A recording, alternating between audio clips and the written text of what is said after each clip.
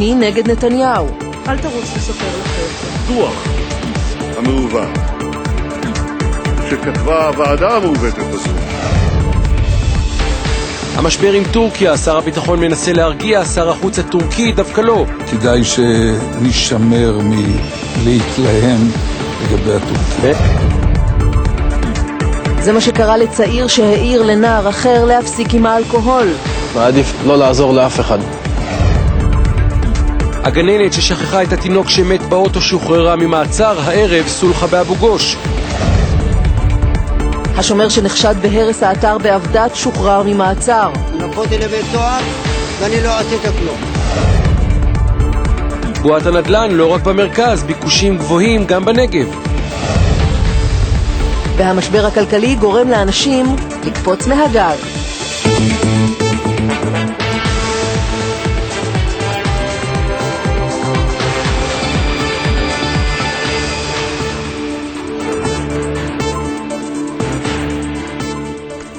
שלום לכם וערב טוב. מושב החורף של הכנסת נפתח היום במה שמסתמן כהחלטה על גורלם של ילדי העובדים הזרים. עוד מעט נרחיב על כך, אבל תחילה אלייך כתבתנו המדינית איילה חסון, הכותרת שלך. נשיא האמריקני ברק אובמה שוקל, הוא וסביבתו הפוליטית, שוקל לבקר בישראל. הסיבה, היעדר העדה של הישראלים כלפי הנשיא האמריקני. יש לציין שגורמים, אנחנו רואים אותו כאן אגב בביקור שלו עדיין כמועמד בכותל, בלשכת ראש הממשלה, בסביבת ראש הממשלה ובמשרדים אחרים, בכירים מדיניים בישראל לא יודעים על הכוונה הזאת. אנחנו מקבלים את הדיווח מגורם אמריקני, שוקל, עוד לא נפלה החלטה. אז הנה עכשיו גם הם שומעים, ואנחנו נהיה איתך גם בהמשך. ועוד לפני שנגיע לכנסת, אנחנו רוצים עכשיו להעלות על הקו את פרשננו עודד גרנות. עודד, פיצוץ באזור צור, ככל הנראה תאונת עבודה שקורית גם בחיזבאללה. לא בטוח שתאונת עבודה, הדיווחים הם סותרים, מדברים על פיצוץ בכפר ליד העיר צור. על דיווחים ראשונים דיברו על 2 הרוגים ו2 פצועים ליד ביתו של פעיל חיזבאללה, סעיד נאסר, אבל חיזבאללה בדקות האחרונות אומר המדובר בתחמושת שהשאיר צה"ל, בנפל של תחמושת שהשאיר צה"ל. מישהו ניסה לבדוק ונפצע קל, בחיזבאללה מדבר רק על פצוע אחד, אחרים כאמור מדברים על 2 הרוגים ו2 פצועים. אני מניח שהידיעות הבדוקות יותר יגיעו בהמשך. מכל מקום זה בכפר ליד צור. על פי חיזבאללה מדובר בסך הכל בנפל של תחמושת, לא בניסיון חיסול וגם לא באותו מטען כמו שהתפוצץ במתקן חיזבאללה בדרום לבנון לפני חודשים אחדים. והנפגעים שם? על פי חיזבאללה פצוע אחד, על פי דיווחים אחרים יש בין הרוג 1 ל2. טוב, תעדכן אותנו במהלך המדורה אם יהיה חדש. תודה עודד. תודה. חזרה לכנסת, ארנון מאיר, מה יעלה בגורלם של ילדי העובדים הזרים? יש החלטה? כמעט ויש החלטה. למעשה מתקיים כאן כבר דיון די ארוך בנוכחות ראש הממשלה, שר הפנים, שר האוצר, שר החינוך. הם כולם יושבים, שר המשפטים, גם יעקב נאמן נמצא בדיון, כולם יושבים ומדברים כבר זמן רב מה באמת להחליט בנושא ילדי העובדים הזרים. במהלך הדיון הזה הם מתפזרים לרגע להצבעה באי-אמון, ואז אומרים לנו כמה גורמים בכירים מאוד שמשתתפים בדיון, כבר קרובים מאוד להחלטה, וההחלטה המסתמנת היא לגרש כ1,100 ילדים, ילדי עובדים זרים, בסוף שנת הלימודים, לא עכשיו בסוף החודש הזה, אלא לתת להם לסיים את שנת הלימודים. זאת ההחלטה המסתמנת. אבל איזושהי תפנית מתרחשת בכל זאת כשחוזרים רק כדי לסכם את הדיון, לסכם את הישיבה, בעקבות כנראה התנגדות של אחד הגורמים בישיבה. לא מתקבלת ההחלטה ומחליטים לדחות את ההחלטה לשבוע הבא. רק בשבוע הבא יתקיים דיון סופי ומכריע בעניין, ואז תתקבל ההחלטה הסופית. ארנון מאיר בכנסת, תודה. והבוקר עוד היו ילדי העובדים הזרים אופטימיים בקשר לגורלם. רועי קץ כתבנו, ליווה אותם בדרך מתל אביב לכנסת בירושלים. הנה כתבתו.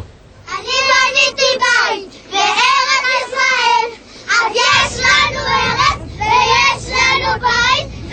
לאוטובוס הם עולים הישר מבית הספר.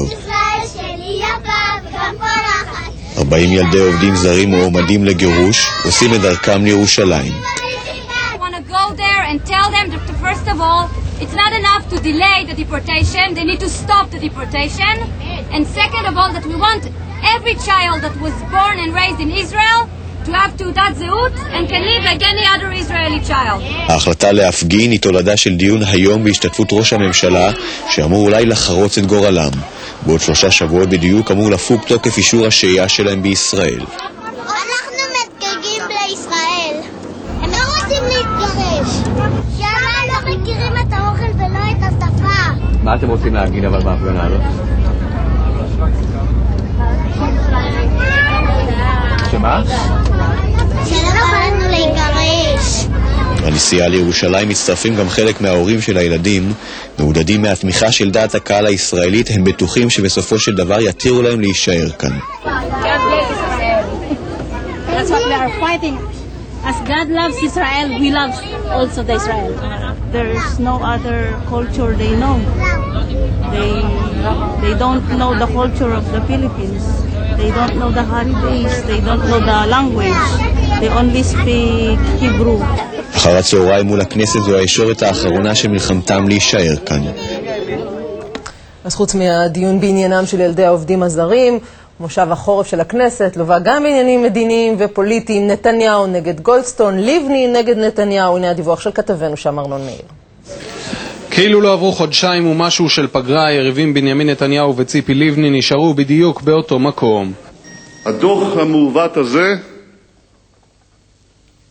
או יותר נכון הדוח המעוות שכתבה הוועדה המעוותת הזו, מערער על עצם זכותה של ישראל להגנה עצמית. לא נסכים למצב שבו אהוד אולמרט, אהוד ברק וציפי לבני, ששלחו את חיילי צה"ל להגן על ערינו ואזרחינו, יזומנו לספסל הנאשמים בהאג. מוכנה לעמוד, וזה יפה שאתה מגן, אני מוכנה לעמוד בלי כל היסוס מול כל פורום בינלאומי שדן בו. נתניהו דווקא ניסה להיות ממלכתי, אבל לבני ממש לא התכוונה לספק סחורה דומה. בנאום חריף היא תקפה את נתניהו וממשלתו, וקרא לו להפסיק לדבר ולהבטיח ולהתחיל ליישם. זה נראה שיש ממשלה, זה מדבר כמו ממשלה, אבל לצערי הרב אין ממשלה בירושלים. מקסימום יש כאן את הגרסה העגומה, שלא נצא פריירים ושלא נשכח לספר לחבר'ה. ומה שקורה... חברת הכנסת מירי רגב.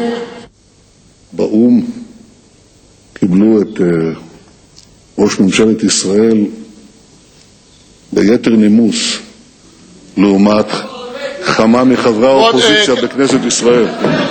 בסביבת נתניהו אמרו שלבני בכיינית, ורק יושב ראש הכנסת עוד חשב שאפשר לשנות משהו בתרבות הצעקות.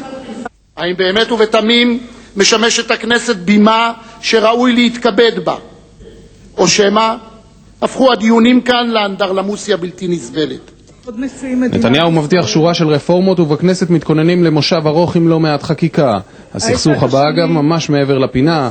כבר בשבוע הבא אמורים לחזור לכאן חוקי המשילות המפורסמים. הפעם בקואליציה לא מתכוונים לוותר. איילה חסון, לפני שנדבר על הנאום של ראש הממשלה ומה הייתה כוונת הדברים, נחזור לכותרת שפתחת את המהדורה. אובמה יכול להיות בדרך לישראל. לא בדרך, פה לא נפריז במהירות של המהלך, אבל שוקל בסביבה של אובמה, בסביבה הפוליטית של נשיא ארצות הברית, שוקלים שהוא יבוא לכאן, ידבר אל העם באופן ישיר, אל העם בישראל באופן ישיר. בהחלט מוטרד מהנתונים הנמוכים שלו באהדת הקהל בישראל. אגב, בישראל המדינית לא יודעים מי זה מאומה, זה רק מראה על שיתוף הפעולה בין הלשכות בבית הלבן ובירושלים. וגם על התחושות בוושינגטון. וגם על התחושות בוושינגטון. בהחלט מודעים לכך שהציבור בישראל מאוד לא אוהד את הנשיא האמריקני, רוצים לבוא לשנות את המגמה הזאת. לא בטוח שהדברים האלה יבשילו לכלל ביקור, אבל זאת הכוונה. בירושלים כאמור לא מודעים לכך, אנחנו מקבלים את הנתונים האלה מגורמים אמריקנים שמאוד מקורבים. ונחזור לעניינים שלנו. נתניהו פותח את מושב הכנסת, נאום, דוח גולדסטון במרכז. כן, נאום מאוד ממלכתי בהתחלה, אפילו מעניין. החלק השני של הנאום מאוד משמים, אפילו אני רואה אנשים מנמנמים במהלך הנאום בחלק השני שלו, אבל נתניהו בעצם מארגן לו איזשהו אמבוש במהלך הנאום. הוא מחבק את אולמרט בעצם הכוונה היא לחבק את לבני ואת אהוד ברק, ומזכיר להם שישראל תגן בכל מחיר על מי שיזמו את עופרת יצוקה, ומי שבעתיים דוח גולדסטון הגיע לפתחה של ישראל, כי דוח גולדסטון כבר נוסד אז כשהייתה עוד עופרת יצוקה.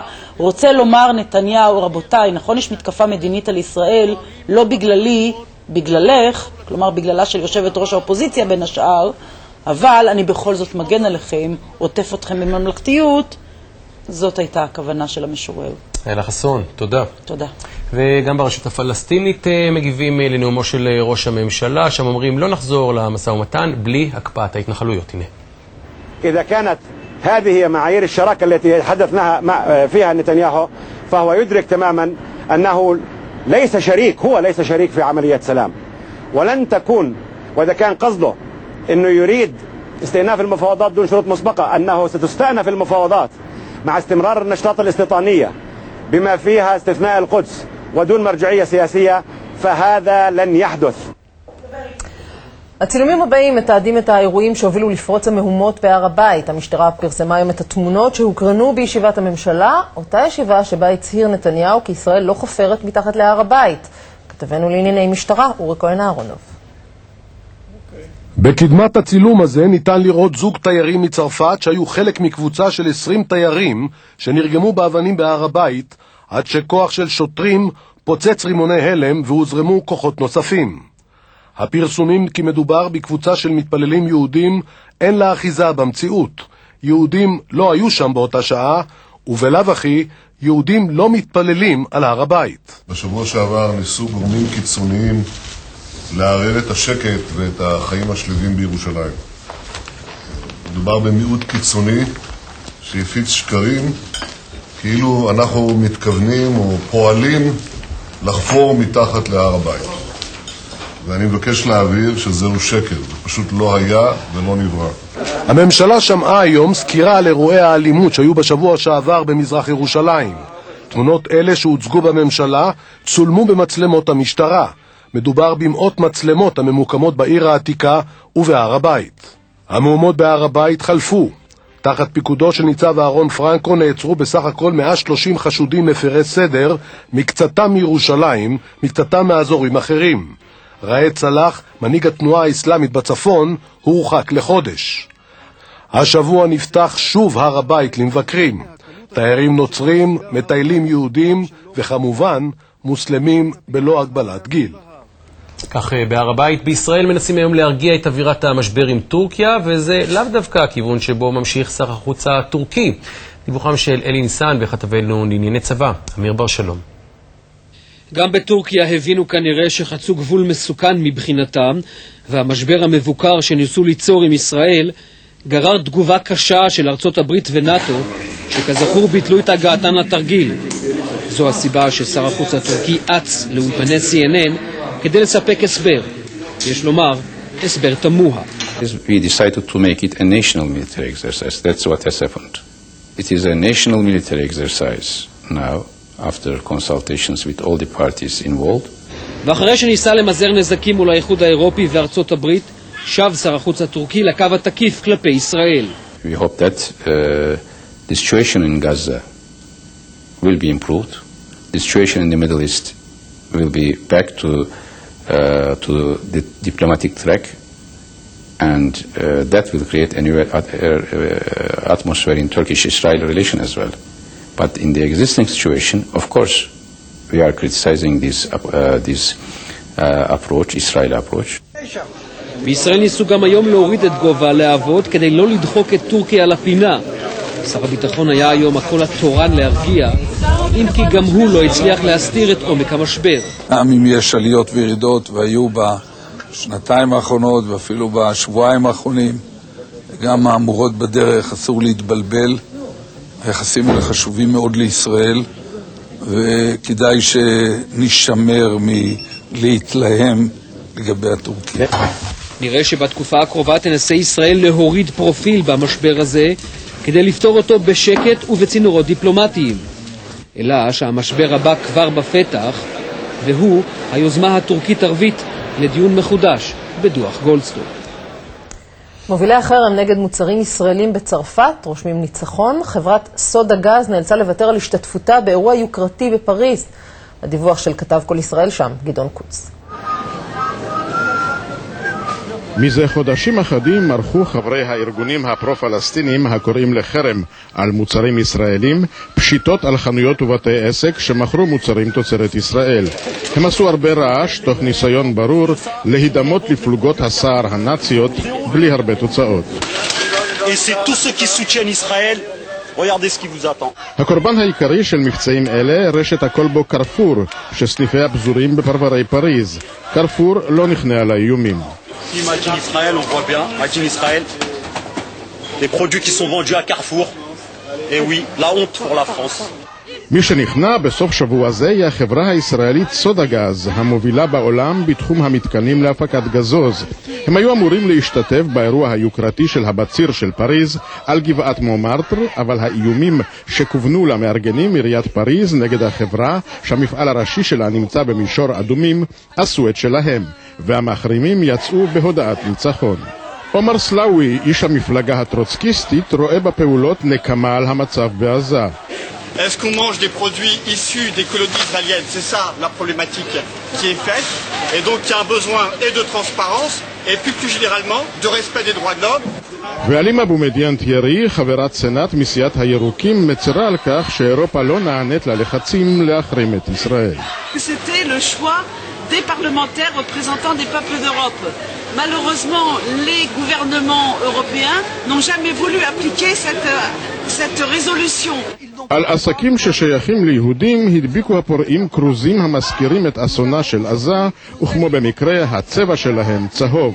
ורשימת הגופים הישראלים או הקשורים בישראל שמאיימים עליהם בחרם עוד ארוכה. גדעון קוץ, הערוץ הראשון, פריז.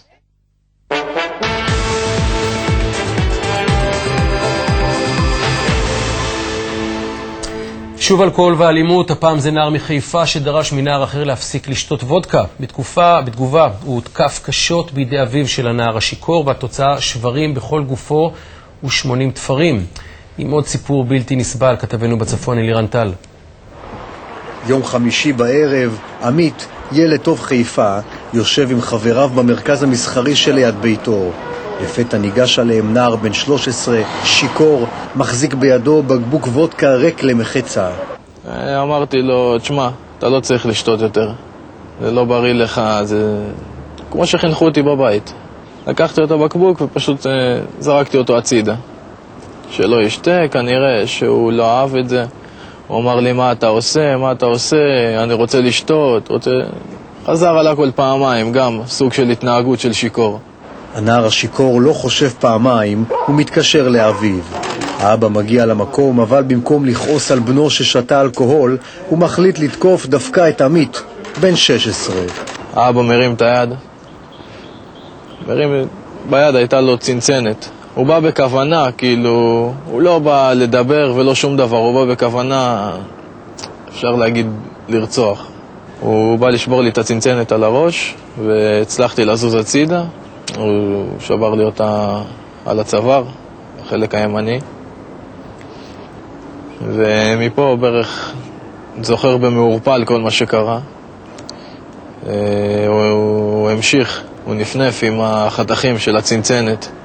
עמית פונה לבית החולים עם דימום בצוואר, שבר באף, שן שבורה וחתכים בכל הגוף, 80 תפרים והרבה מזל נדרשו כדי לרפא אותו. אתה רואה את הבן שלך שרוע על מיטה, כל המיטה שותתת דם, והרופאים מחזיקים לו את הצוואר ומנסים לעצור את שטף הדם, ואתה רואה שזה נמצא ממש על העורק הראשי, ואתה אומר לעצמך, אולי זה הדקות האחרונות.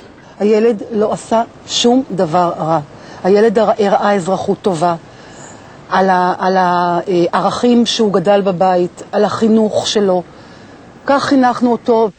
החלום של עמית להיות בסיירת מטכ"ל לא התגשם בגלל הפציעה הקשה, וגם לפני יציאה לבילוי עם חברים, הוא יחשוב מעתה פעמיים. עדיף לא לעזור לאף אחד. אתה בן אדם טוב, בסוף עושים אותך בן אדם טוב אבל פצוע. שוחררה בתנאים מגבילים הגננת מאבו גוש ששכחה במכוניתה את הילד סייד איברהים ואשר חשודה בגרימת מותו ברשלנות.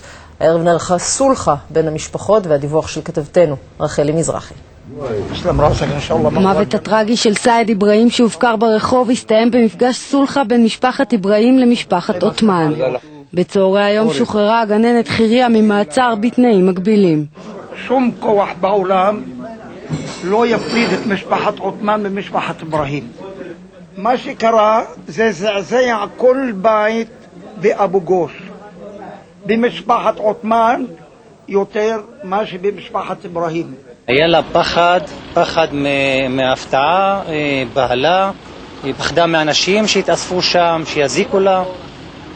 שהיא מבחינתה הילד היה מת ואז שמה אותו בחצר של הגן. בית משפט השלום קבע כי הגננת החשודה בגרימת מוות ברשלנות והסייעת החשודה בשיבוש הליכי משפט הורחקו מאבו גוש לשבוע ימים מחשש לחייהן ולא יוכלו לטפל בילדים כחצי שנה. הייתה בסנטור ויש לה עוד כאבים בלב במקום הזה וכואב לה, עוד עד עכשיו היא צריכה להרגיע אותה עוד כמה ימים. סבו של איברהים הגיע היום לבית המשפט כדי לתמוך בגננת ואמר לשופט כי בא להתחנן שתוחזר לעבודה. לא היו צריכים להרחיק אותה שעה אחת. לא מגיע לה. היא לא עשתה מוות בכוונה. זה טעות. למרות הרצון לסלוח צריך לזכור מדובר במקרה חמור של רשלנות שנגמר במוות של ילד בן 5. השובר של האתר ההיסטורי עובדת, מי שהיה חשוד בהשחתתו שוחרר ממעצר, היום הוא טוען שהכל עלילה וכי הוא ממתין להחזרתו לעבודה. כתבתם של אחמד אבו סוויס ותמיר סטיינמן. לקחו לבית סוהר ואני לא עשיתי כלום. אני סך הכל שומר. אחרי שבוע בתא המעצר, סלימאן סנטאווי, השומר של הגן הלאומי עבדת שהושחת, חזר הביתה מושפל ומבולבל. אני הרגשתי לא בסדר. למה אני נכנס סתם בבית סוהר, אם אני מתעבד יותר טוב. ביום שבו התגלה מעשה החבלה החמור באתר העתיקות נעצרו סנטאווי וחשוד נוסף. המשטרה חשדה בשניים כי ביצעו את המעשה בנקמה על הריסת בתים בלתי חוקיים של בדואים באחד הכפרים באזור. والله زعلان هذا الشغل تبعي هذا الشغل تبعي يعني انا في الشغل تبعي باخذ مصاري وجاي واحد يخرب. הבוקר בכפר הבדואי שבו הוא מתגורר סמוך לגן הלאומי טוען סנטאווי עם נכבדי המקום כי מדובר בעלילה על רקע סכסוכי הקרקעות באזור. بتودوا تيك العرب يا وردي بتودوا تيك العرب جميعا الإسلام بتودوا تيكم وتو جرايد وعلى أمريكا على كل الدول. أنا متنقد لدبرم كإلي أنا نقد كل ما شو قرأ אבל אני לא מאמין שבדואים עשו את הדברים כאלה. ההרס וההשחתה הקשים באתר ההיסטורי לא השאירו אותם אדישים. حسيت رعب في قلبي رعب في قلبي لأن هذا بني الإسلام يعني وفكرتك يسووا قدر العرب اللي هنين وجم يسووا في الخربة الخراب اللي عيام الإسلام. أنا زعلان على اللي سوى هذا إن كان يهودي وإن كان عربي لو مسكته بسلم للشرطة. מעצרו של החשוד שנעצר עם סנטאווי הוארך עד יום רביעי וסנטאווי אחרי שנתיים בתור שומר באתר העתיקות רק מחכה ליום שבו ישוב אל פסגת ההר ההיסטורי לעבודה.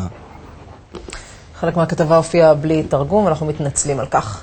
ממשיכים הלאה, מחר התחדש משפטו של הנשיא לשעבר משה קצב עם העדות שאולי היא המסקרנת ביותר. תמר אלמוג, א' מגיעה לדוכן העדים. נכון, א' מגיעה לדוכן העדים, וא' זאת העדה המרכזית. בעצם קצב מואשם באינוסה של א', זאת העדות המרכזית, זאת העדות שכולם מחכים לה. שני הצדדים מחכים, כל אחד מסיבותיו שלו, אבל גם העדות המסקרנת הזאת, החשובה הזאת, תשמע בדלתיים סגורות, ולא נוכל לפרסם מה היה שם. מה שכן אנחנו לומדים מהעדות הזאת, שמתחילה כאמור מחר, אבל היא לא בטוח מסתיימת מחר, זאת רק החקירה הראשית, זה על הקצב המהיר בצורה יוצאת דופן של המשפט הזה. יש 3 מתלוננות לפי כתב האישום, לא כולל את אלו שתלונתן התיישנה. 3 מתלוננות, א' היא השלישית והאחרונה מביניהן שנשמעת, וכל זה 1.5 חודש אחרי שהמשפט התחיל, וזה עוד שהיו חגים והמשפט היה 3 פעמים בשבוע. הקצב עוד צפוי לעלות, קצב באמת מהיר בצורה יוצאת דופן, וכרגע הערכה היא שתוך חודשים ספורים המשפט הזה, משפט קצב, מסתיים. מעניין. תודה. תודה. היום נערך הדיון בערעורו של אלי רייפמן, מייסד חברת אמבלייז, היושב בכלא על סירובו להעביר מניות למנהל המיוחד עורך דין איתן ארז. מכריו קיבלו אותו במחיאות כפיים כשנכנס לבית המשפט העליון. מהשופטים הוא קיבל דווקא ביקורת. כתבתנו תמר אלמוג מוסרת כי רייפמן חזר על טענתו כי יש לו קושי בהעברת המניות, אולם השופטים קבעו שמדובר בהיתממות. אז למה הגשת בקשה לעזוב את הכלא שבו אתה נמצא? בשביל שיהיה ניתן לקיים את הצו. אי אפשר לקיים את הצו. השופט מלצר אבל אמר שאתה הצהרת שאפשר. בוא נחזור אותו פה אחר. זה מה שהשופט קרא. הוא דחה את הבקשה.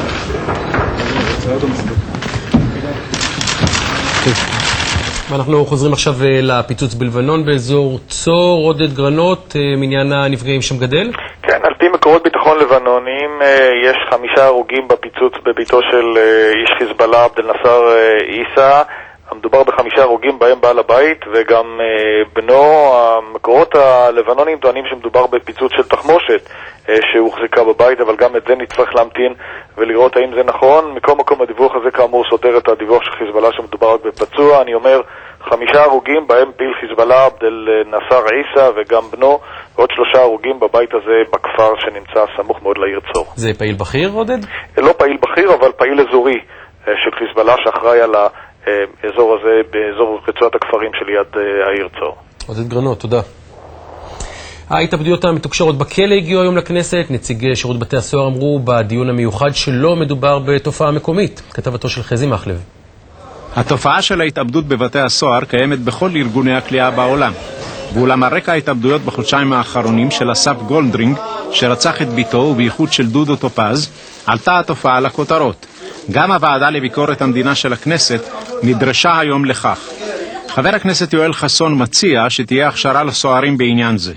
הקלטת שצילמה את אותו תא של אותו עצור דודו טופז, אין הקלטה.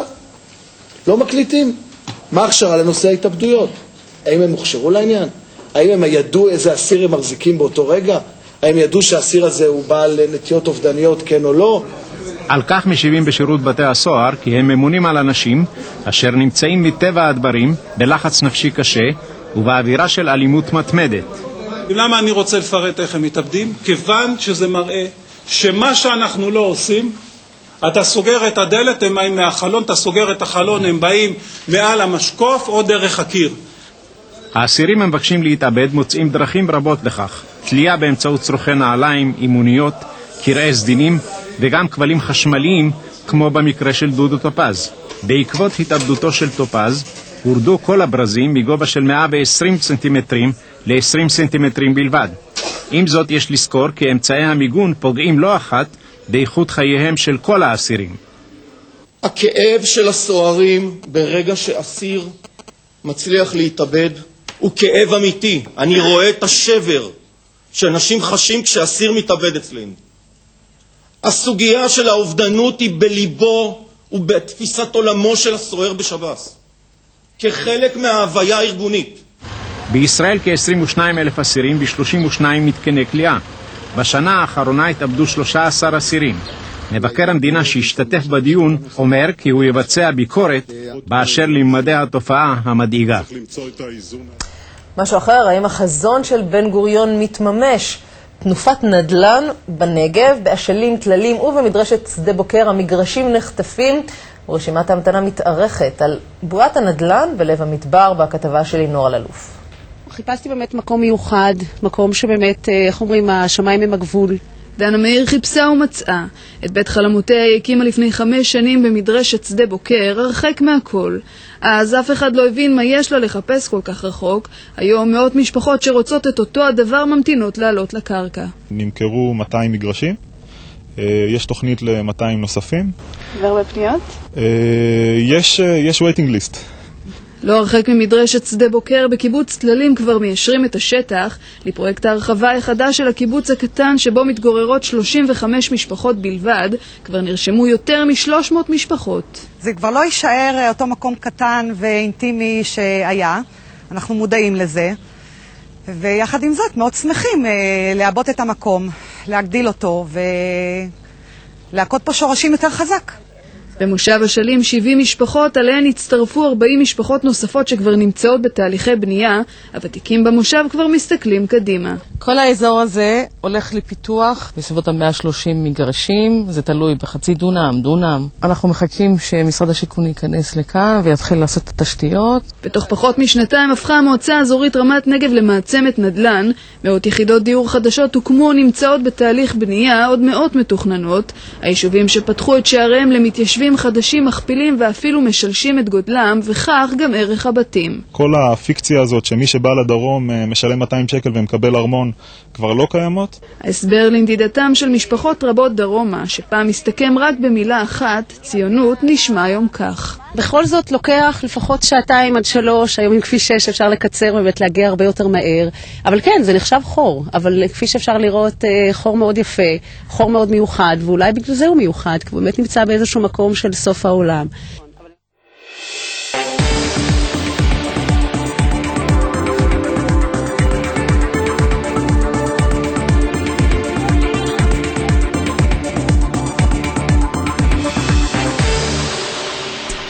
לקראת מסיק הזיתים קיבלו היום 2 תושבי יצהר צו הרחקה לחצי שנה מיהודה ושומרון. לטענת השניים מדובר ברדיפה פוליטית. כתבתו של עופר חלפון. אלו אריאל גונר ועקיבא הכהן, תושבי ההתנחלות יצהר שבשומרון. היום בבית המשפט הפתיעו אותם בלשי מחוז ש"י, כשבידיהם צווי הרחקה מנהליים המרחיקים אותם מיהודה ושומרון. בצווים החתומים בידי אלוף פיקוד המרכז גדי שמני נאמר שההרחקה נעשית מסיבות ביטחוניות. התחושה היום היא תחושה מאוד קשה. מוציאים צווים מנהליים בלי משפט, בלי הוכחות וראיות, כנגד מתיישבים, ואין לנו אלא להגיד בוקר טוב איראן. ההרחקה היא לחצי שנה, הצו אינו מפרט מדוע השניים מורחקים מבתיהם, מלבד משפט המציין כי הסיבה היא בעקבות מידע שהתקבל על מעורבותם בפעילות אלימה, וכדי לשמור על הביטחון והסדר הציבורי. מוזר לנו שכנגד מתפרעים בבלעין ונעלין לא משכילים להוציא את הצווים האלה, ורק כנגד מתנחלים ופעילי ימין מוציאים צווים בלי משפט ובלי הוכחות וראיות. למרות הדברים האלה, גם באגודה לזכויות האזרח יצאו היום נגד הצו המנהלי של האלוף שמני, אבל שם מודאגים יותר מהדרך הקלה שנוקטת המדינה בהוציאת צווים מנהליים במקום הליכים משפטיים מסודרים נגד מעשי האלימות של המתנחלים באשר הם. הדרך האמיתית להתמודד עם המעשים האלה היא להגביר את כוח האדם שמוקצה למניעת המעשים האלה, לחקירת המקרים, להגשת כתבי אישום, לאפשר משפט הוגן למי שנאשם במקרים האלה ולא לנקוט בצעדים מנהליים שפוגעים בזכויות אדם. המשטרה הפתיעה את גונר והכהן כשבאו לתמוך בחברם שנעצר באשמה אחרת. אחרי שנים שלא נבנו יחידות דיור לאוכלוסייה הערבית במזרח ירושלים, יש תוכנית מתאר מוסכמת על העירייה, אבל לא על שרים בממשלה שמנסים לטרפד אותה ולהכריז על השטח גן לאומי. דניאל אופיר עם הפרטים. עבדנו על התוכנית הזאת בשיתוף מלא עם העירייה, עם מהנדס העיר, וקיבלנו את הסכמתו. אחרי שגמרנו, אז באו לנו בתוכנית של הגן הלאומי. האם הדאגה לאיכות הסביבה או דווקא מניעים אחרים עומדים בבסיס הכוונה להכריז על שטח במזרח ירושלים גן לאומי? עיתון הארץ מדווח הבוקר כי השר להגנת הסביבה גלעד ארדן פנה אל שר הפנים אלי ישי כדי לקדם הכרזת גן לאומי בשטח שיועד לבניית שכונה ערבית בבירה. לפי התוכנית המתאר 2000 החדשה, יש כוונה להרחיב את שכונת אטור צפונה ואת שכונת עיסאוויה דרומה, כך שהם בעצם, הבנייה תהיה במרחק של 10 מטרים מהכביש הזה, כפי שאתה רואה, שהוא עורק התחבורה הראשי.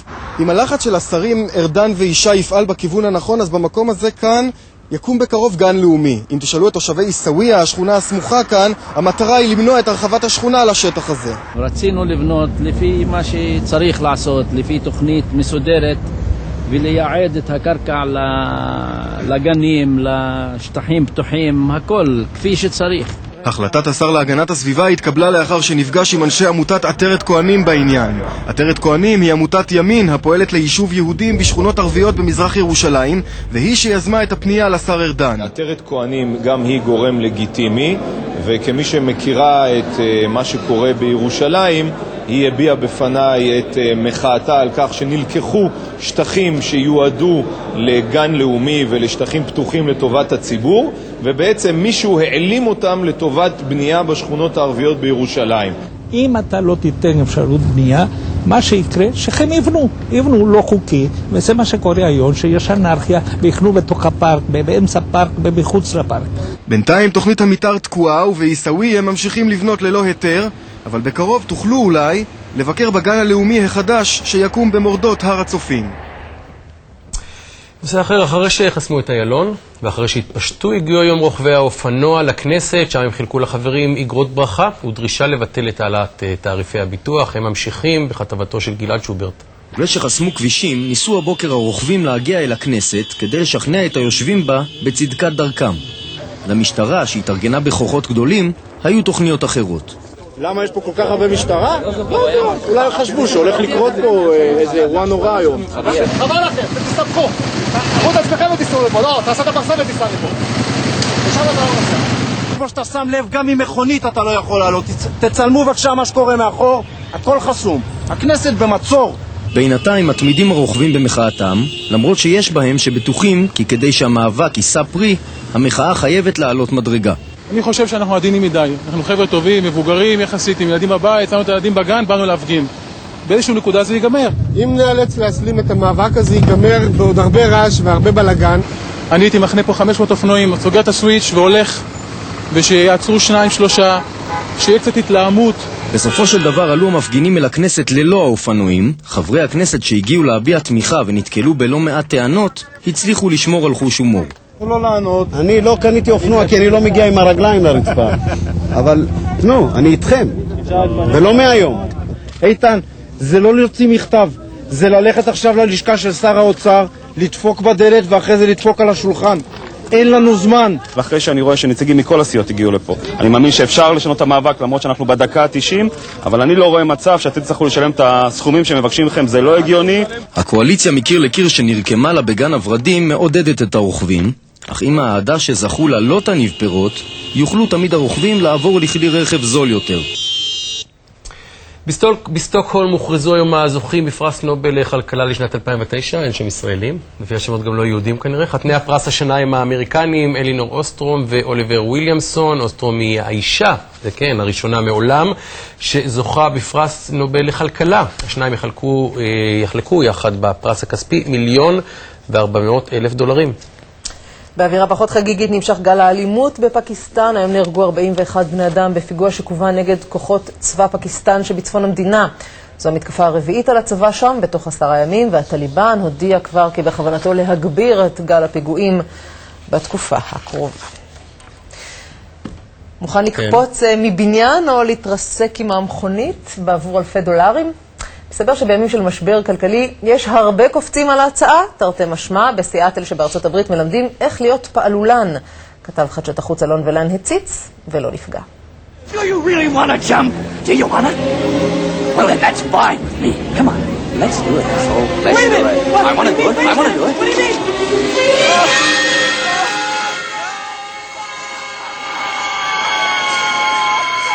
בסרטים זה נראה פשוט מאוד, קופצים מהגג של הבניין ונוחתים בבטחה. במציאות חייו של הפעלולן שמבצע את הטריק הזה בסכנה. בבית הספר הבינלאומי לפעלולים בסיאטל לומדים איך ליפול, להתרסק במכונית, ללכת מכות ותאמינו לא אפילו להישרף, כל זאת בדרך כלל בלי פציעות מיותרות. It was a rush. It's a little scary at some points. You see those flames come up and wrap around your head when you're on fire. And you just have to keep your cool. You have to know mentally that you're safe, and you have to have a lot of faith in your safeties around you to know they're gonna be there for you. הזמנים לא קלים בארצות הברית של אמריקה. על כל משרה פנויה יש 6 קופצים, ופתאום ליפול מבניין לא נשמע כל כך גרוע, אם בשביל יומיים עבודה מקבלים $5,000. Film has always thrived during hard times. You can go all the way back to the Great Depression, when the film industry was just getting its start. It still thrived then.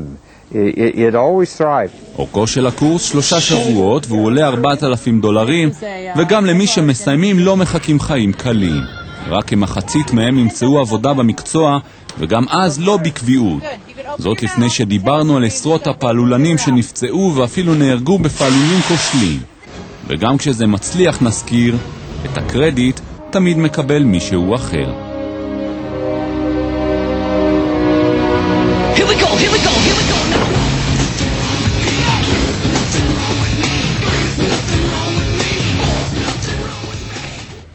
טוב, יש לנו עוד נושא מעניין. מי היה מאמין שדווקא הבריטים, ליתר דיוק הבריטיות, יאמצו את הרעיון הבא כמתנת נישואין לבעל? אלבום תמונות אינטימיות שאסור לו להראות לחברים, וזה מתברר נעשה פופולרי מאוד בממלכה. אז יש לנו פה כמה תמונות, כפי שמספרת קרן אלמן. מראה עיניים יכול להטעות. ג'נה ג'ונס היא לא דוגמנית הלבשה תחתונה, אלא הקלה צעירה שהחליטה לתת לבעלה לעתיד מתנת כלולות לא שגרתית, את עצמה בגרסה קצת אחרת. I'm hoping to give him one of the pictures just on the wedding day. I'm going to do a little box for him and he'll open this box and see a picture and hopefully put a little note saying if he wants to see the rest of it and me in person, he has to be there at 2 o'clock in the church. So encourage him a little bit. הסטודיו לעיניך בלבד מתמחה בצילומים סקסיים ויצירתיים במיוחד. אישה בכל גיל יכולה להגשים כאן, בעזרת קצת איפור, סגנון ועדשה נכונה, את הפנטזיה שלה, של הגבר שלה, ואולי גם את זו של האימא. We've only got one daughter and we had made some provision for when she got married, so you only do it once hopefully, so I think for us money's no object, but we're being careful, but we want to give her a really lovely wedding. התמונות האלה ייתנו לבעלה של ג'נה מבט קצת אחר עליה, כזה שאיננו יומיומי, אינו נגיש לאחרים, וברוב המקרים גם חד פעמי. I'm just a bit worried that he's just not going to leave me alone after I give it to him, to be honest. I think I might just give it to him and then run. עכשיו נותר רק לתהות מי היא האישה האותנטית יותר, זו שנראית ברחוב בעין בלתי מזוינת, או זו המצולמת באור הרך של הסטודיו. את התחתנת לו מזמן, לא? אני לא אגיב אפילו. כ3 חודשים לאחר מותו יוצא שיר חדש של מייקל ג'קסון, המעריצים בהיסטריה, כתב חדשות החוץ איתמר מאירי.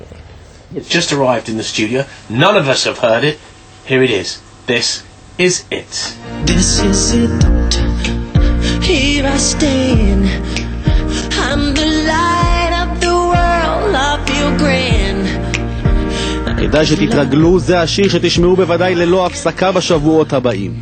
3.5 חודשים לאחר מותו של מייקל ג'קסון, יוצא היום השיר This is it, שירו האחרון של מלך הפופ.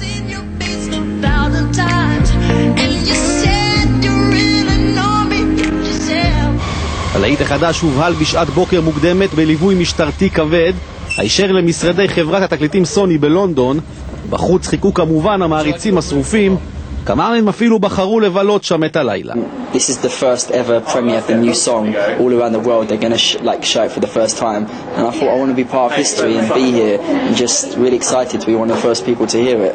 I thought it was a lovely song. I think it's very appropriate that it is, I assume, his last song. I don't know if there are any more, but I thought it was lovely and it's very gentle. השיר החדש מסיים את הסרט התיעודי על הזמר המנוח שיצא לקולנוע ב-28 בחודש, והוא מופיע גם באלבום הכפול שיצא יומיים קודם לכן. חברת סוני כבר הודיעה כי ברשותה מאות הקלטות של ג'קסון שעדיין לא הושמעו, מה שמבטיח שגם זמן רב אחרי מותו יהיה למיליוני המעריצים למה לצפות.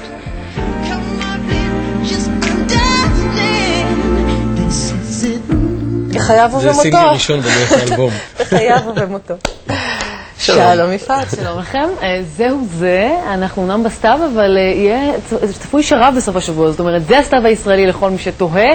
אנחנו לקראת ככה כמה ימים שמתחמים, בסוף השבוע ממש חרב, חם. כן, ממש ככה, לכל מי שיפסן את הבגדים הקצרים בבוידם, אז זה ממש מוקדם מדי.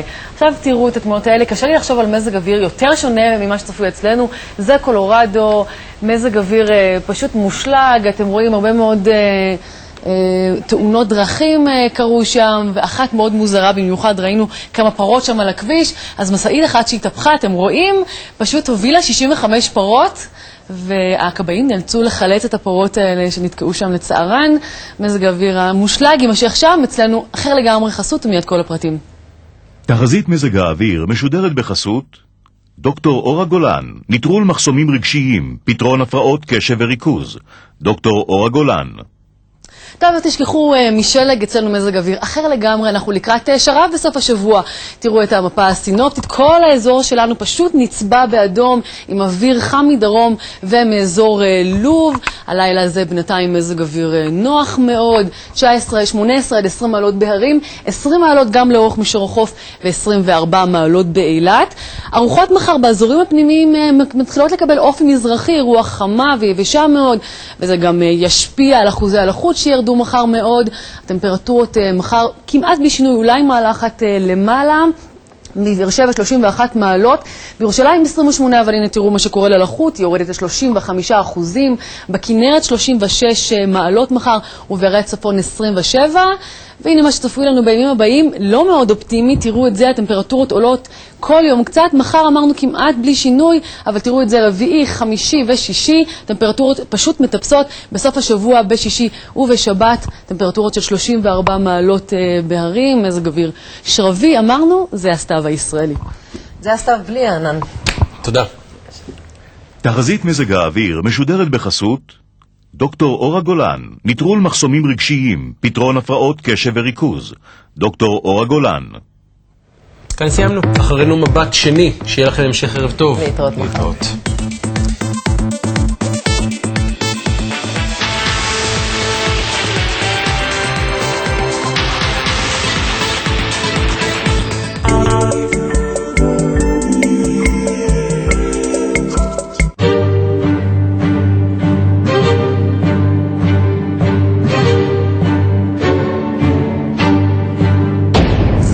בכיתי שיעזבו אותי.